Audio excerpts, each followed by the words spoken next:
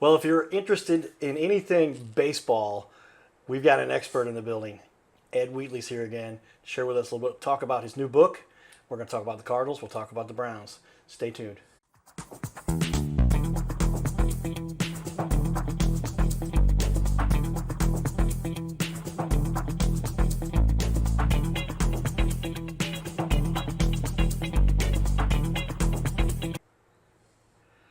Welcome to the Your Little Castle Show. It is my pleasure to highlight the leaders in our community impacting our little corner of the world here nationally. If you really look around at what Mr. Ed Wheatley has done here. How many books have you got now? 8.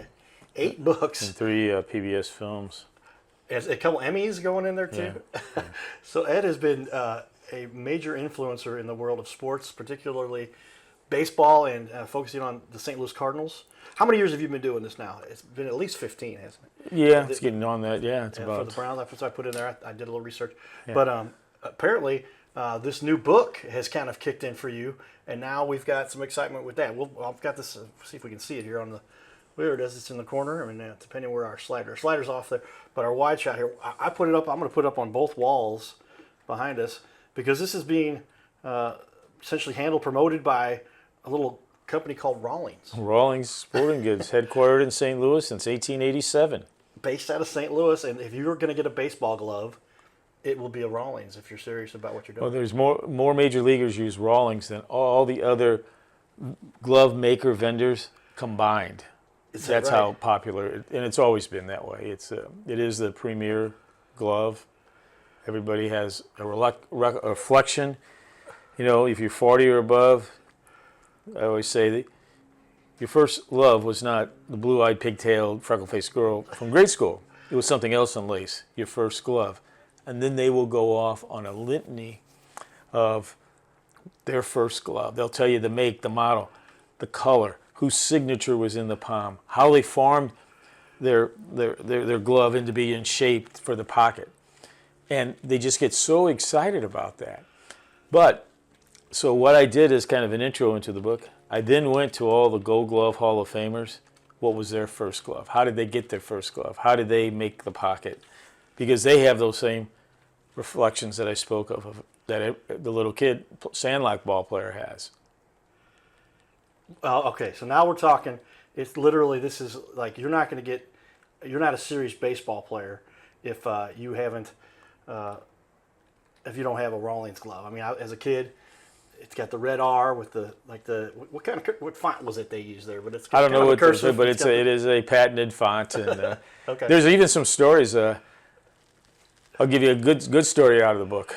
See, because what we do is we create the history of the glove through the history of baseball, because the baseball changed as the glove came about. Because the first 10 years they didn't use a glove. But back to the story of your round red R, Bob Gibson was under contract initially with Wilson, and he didn't like the Wilson glove. He wanted his Rawlings glove back, so he cut out and painted on, so you couldn't tell it was a Rawlings glove because he was under contract to a different. Eventually, so he had to use a Wilson glove, even if it was. Well, it was a Rawlings glove, but you could not see any of that markings of Rawlings on the glove. Well, walk me through the book here. I mean, obviously, there's a lot. Our history, so much of our culture and our little part of the world, the United States, is fundamentally a baseball. It's a baseball. Country. It's an American game. Yeah, it's America's pastime. How does the book fit in here? Well, the book fits in perfectly. This is the 150th anniversary of Major League Baseball this year. It's 250 of the country, but 150. It's 1876, the National League was formed. In that time, St. Louis has had 4 Major League teams. That's just a trivia question you can pose to your viewers. But since in those first years, the first decade of 1876 up until the late 1880s, baseball players did not wear gloves. They played the game barehanded. So the rules changed. We wouldn't know them. Like example, an outfielder could catch a ball on one bounce, and it would be an out. The catcher would stand, about 20 feet behind the plate. Pitchers did not throw overhand. They threw sidearm, basically, like you were throwing with a locked elbow, like you were throwing horseshoes. And then in the late 1880s, Rawlings came out with this patent for the glove. The first glove was just over the palm. The fingers were exposed. There wasn't much padding, but it was just the palm. It was really for protection of those hard throws. It wasn't about catching. It was about protecting. The old saying was born in those days that you probably grew up with, and many of your viewers grew up with, from their dad, their coach, whoever. Use two hands. Well, Right. in those days, they didn't have pockets because, there was no, it was just across here. And in 1905, when they did cover the fingers, there was still no pockets. So it was catch it, hold it, or basically stop it and hold it. It took two hands to catch a ball. So as I said, in 1905, they covered the fingers. So then it was just basically like a big winter glove, a big thicker winter glove. And until 1919, a pitcher for the St. Louis Cardinals, Bill Doak, came out with the idea of putting some leather between the first finger and the thumb, which kind of was the introduction of today's baseball glove. It's you can see a copy of it. It's the brown color there in the background next to the book. But they did not attach all the fingers. Really, that didn't happen until the late 30s into the 40s. So all those decades, you got to ask the question, well, why did they not connect the fingers? Would you have caught the ball better? Well, yeah, the answer is yes, but players in baseball didn't change much. But so as we adjust the story of the glove, paralleling it with the evolution of baseball and its rules, because as I said, the first decade, a fly ball to the outfield, one bounce, boom, you catch it, it's an out. Now with the glove, you got to catch it. There's so many rules. Pitchers started throwing overhand instead of this underhand, as I spoke of. Right. Catchers came up right to the plate because they now had gloves that were like thick pillows. Okay. They could handle the power of an overhand throw. It made defense of a catcher throwing guys out, stealing, and things like that much easier. It also took scores down from like 25 to 22, made them 7-5, because defense became a more valuable piece and impacting piece of the game.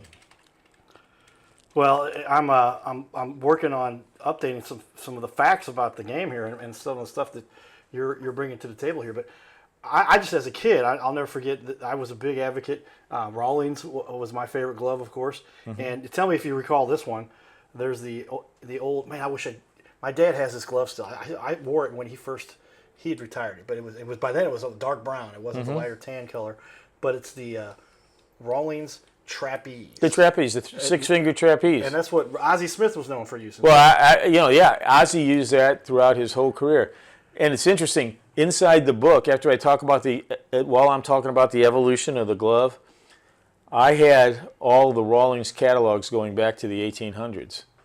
And so we see this evolution of the gloves and the type. Like on the cover of the book, we have a very prominent glove of the 1950s, the Mickey Mantle glove, which was an offshoot of the Harvey Haddock's glove. The Harvey Haddock's glove is the glove that Willie Mays made the great catch in the 1954 World Series. And Mantle did it 2 years later in 1956 with that same glove. Then they made it because of the popularity of Mickey Mantle. And that was for people our age and everything. So many people said, that was my glove, And then shortly into the late 50s and early 60s, he came out with the six-finger trapeze.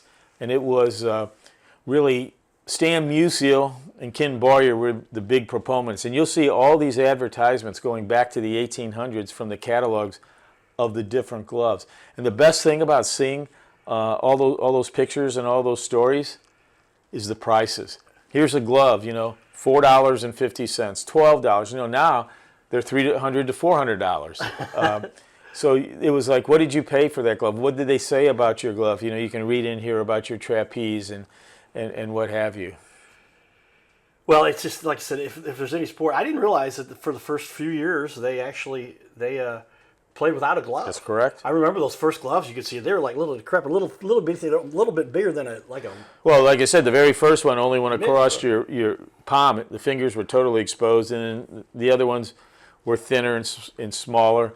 And there's different gloves today. I mean, an infielder's glove is much smaller than an outfielder's glove. There are defined rules on sizing of gloves, and it's been that way all the way back to the 1890s. And there's just been so many changes, so many different little things that is such interest. And as you look here, you can see behind me that blue glove. Today, that's Francisco Lindor's glove, and many of the other major leaguers have gone to this. The glove is still leather all in the front, but it's synthetic on the back. And they've got pictures of their families or different things written on the back because of the synthetic nature. They can print it, and then they can put in the colors. Okay, yeah. Now, yeah. I mean, how much have gloves changed over the years? I guess that's something to really. Well, I think you got a little bit of the history there, obviously. Oh, absolutely. I mean, the gloves. The gloves, as I said, changed the game. All these rules: the infield fly, catching the outfielders have to catch it in the air, no bounces. The third strike. In the old days, one bounce, the catcher could grab it. You're now a bounce ball on the third strike, you got to throw them out at first base. So those are all different types of rules, on and on. I mean, up until 1954, if you saw the movie The Natural with Robert Redford, a lot of people used to ask questions about the scene on that where he comes out of the game, he's going to go into the dugout for his bat, he just tosses his glove down. Players just left their gloves on the field until 1954. The rule changed and said you have to take your equipment, your gloves, into the dugout when you go to bat.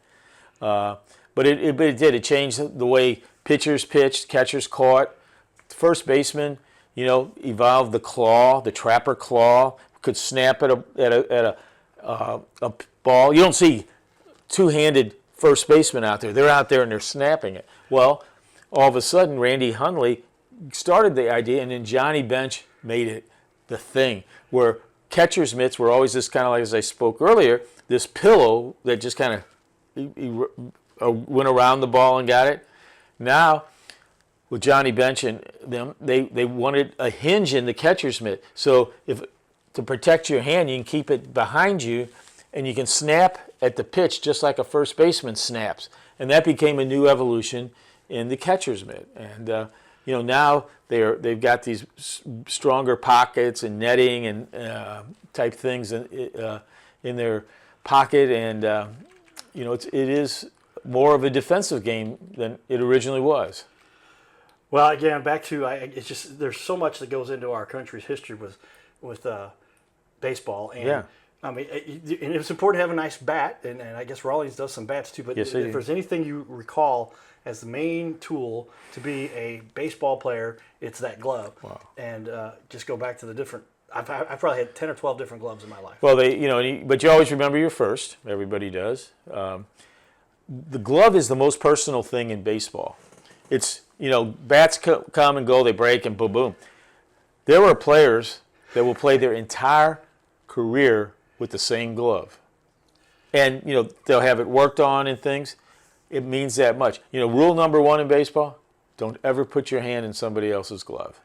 But it's that evolution. It's what we look at now, and how they play with these bright colored gloves, and as I said, the multicolored gloves with a synthetic background on the backside. It's lighter. It doesn't hold the moisture of your hand, so it's a vast improvement if you compare the glove on the left, the old Bill Doak glove, and you don't see any of the fingers being attached, and it's a different game.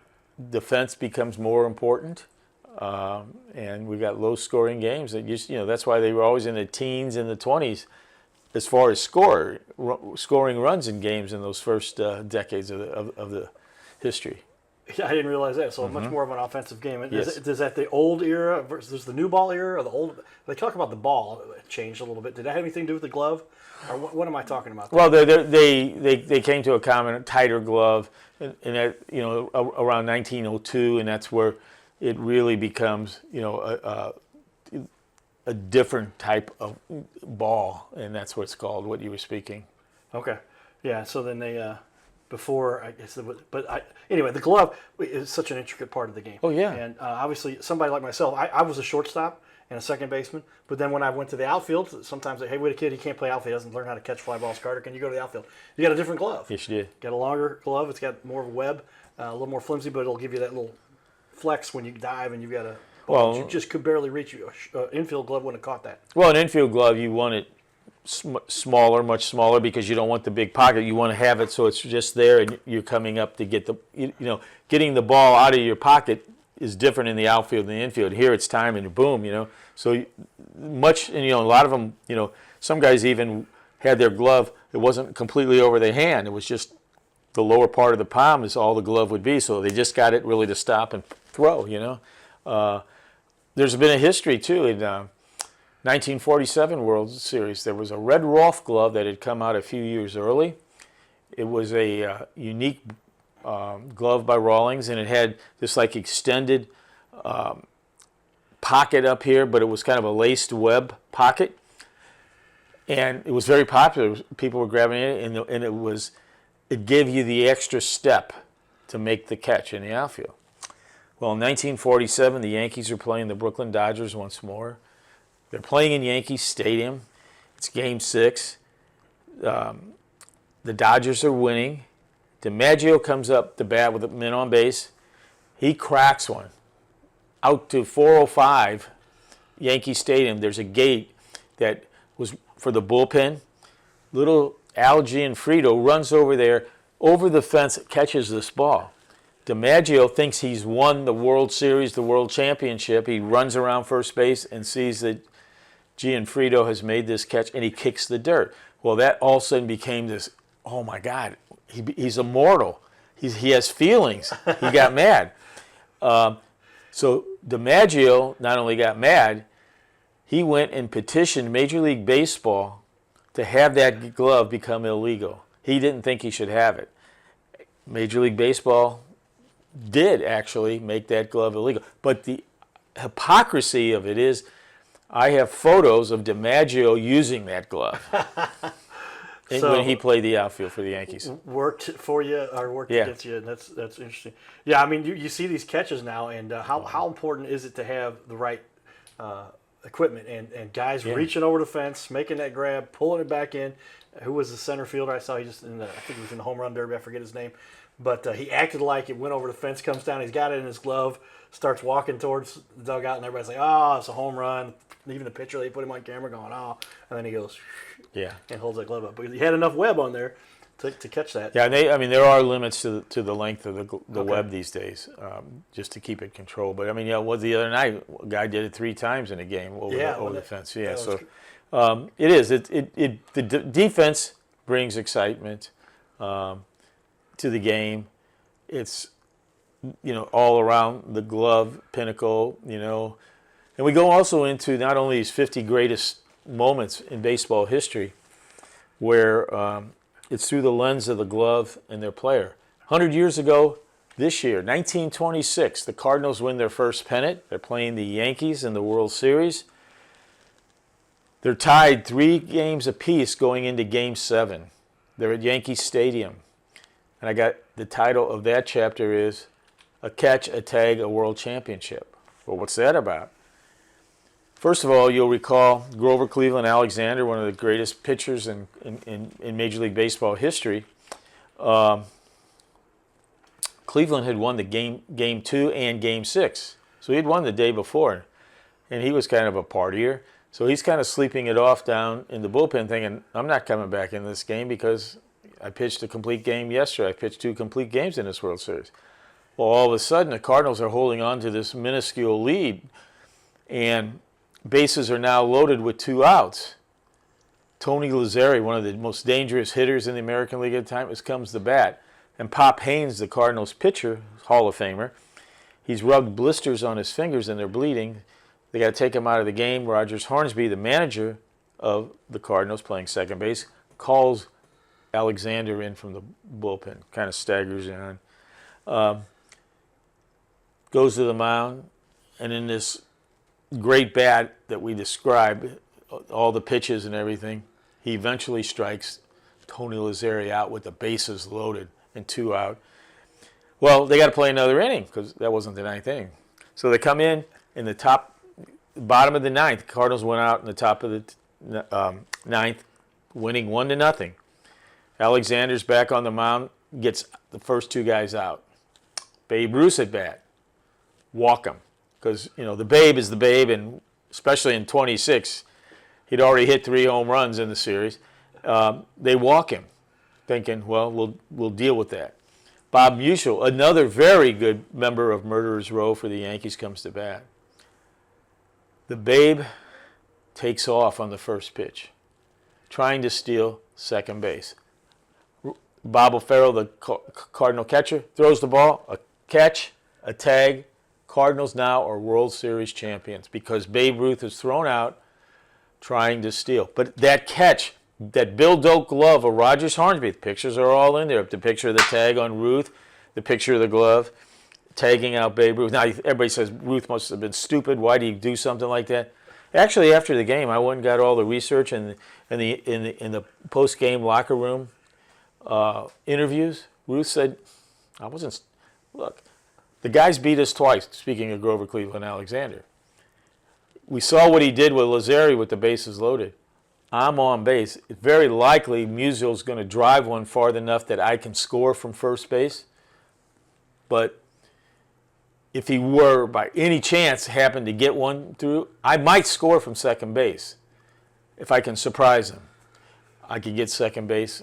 We can tie the game, So, I mean, it was not the folly that some people tried to make for Ruth. It was pretty smart thinking, but it just didn't happen. But it was kind of good for us in St. Louis and the Cardinals. Catch, a tag, World Series champions. And that's what these 50 stories are like. So there's 50 stories throughout the book here, and they're tied to how the baseball glove had an impact on the these great plays through the lens of the player and his glove. Willie Mays, 1954 World Series. The over-the-head catch in the Polo Ground. We build up the story. There's the glove he made that catch with. 2 years later, Mickey Mantle runs into deep Death Valley, left center of Yankee Stadium. Full speed off a hit by Gil Hodges. Snags it, backhanded. Saves Don Larson's perfect game. Larson said if that catch had not been made, nobody would know Don Larson today. That glove, it's in there. They're all in there. Roberto Clemente, and we go all the way up to the big dumper, Cal Raleigh. And and people think, Raleigh? Yeah. He had a fantastic story last year, his 60 home runs and, should have been the MVP, many say. But he was also the Platinum Glove Award winner, saying he is the best defender in the American League in 2024. So we put Cal in there. But, Brooks Robinson, 1970 World Series against Cincinnati. He got the adopted nickname, the Human Vacuum Cleaner, by the Reds, and so it's that we got Jackie Robinson's integration of baseball in his glove. Minnie Minoso, who people forget, he was a Cardinal in '62, and then he got hurt really bad, ran straight into that concrete wall in Sportsman's Park, cracked open his head. But Minnie Minoso, his career, he was the Latin Jackie Robinson. He made the big breakthrough from the Caribbean Latins in Major League Baseball. So all these stories, Gibson, the man who changed the game, and the year before they had to literally lower they lowered the mound. Lowered the mound because 2 feet. And the story of Bob, he was so competitive that you'll recall in '67, he took a direct hit off his shin from Roberto Clemente. He got up and pitched to 3 more batters before his leg just separated, and he collapsed. I think I've heard that one. Yeah, that was a little before my time. Where we're still going to talk Cardinals. I got to meet Chaim Bloom through an event that Ed put on, and share my wisdom with Chaim, and he's doing everything I told him to do. But as long as they're winning, I'll take. But no, I just got a chance to talk to him, and he's a very sharp, unbelievable sharp. I mean, so I've have a lot of discussions with him, and impressed. He has a plan. Yes, that is for sure. And with that, now let's jump back in here and talk a little about share some of these stories you've got with the book. Well, here. we go through the book, and it goes into all the history of the book, the history of the game, the evolution of. There was a good example. That was the first glove. as we said. It's Okay. just the palm. Wow. The fingers aren't covered. And then we get into the new decades and the gloves, and you'll see catalog pages, and you'll find all the gloves you may have played with, like you spoke a moment ago, with the six-finger glove, the trapeze. Trapeze, yeah. There he is, Mickey, Stan Musial, and Ken Boyer were the big advertisers. But we get really the breadth of the book is the 50 moments through the lens of the player. We talked about Rogers Hornsby tagging out Babe Ruth there in the bottom for the final out, ninth inning, bottom of the ninth inning, seventh game of the World Series. Rogers Hornsby used a Bill Doak glove, and there is Hornsby's Bill Doak glove. Or, those people who love baseball and pieces of that, we can, we talk about, was this the greatest defensive play in Major League Baseball? Some say not. There's others. There's some really great, but Willie Mays makes this catch at the Polo Grounds over his head, and what you have right from the Hall of Fame, because the Hall of Fame was heavily involved in this book.